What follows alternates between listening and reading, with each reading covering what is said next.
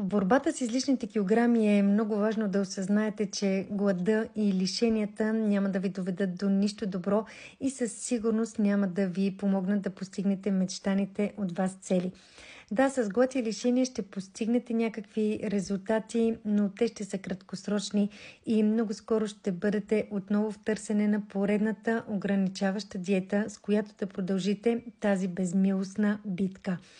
За да сложите край на тази изтощителна война, трябва да сложите край и на ограниченията и да започнете да се храните наистина с вкусна храна, с всички любими продукти в нея.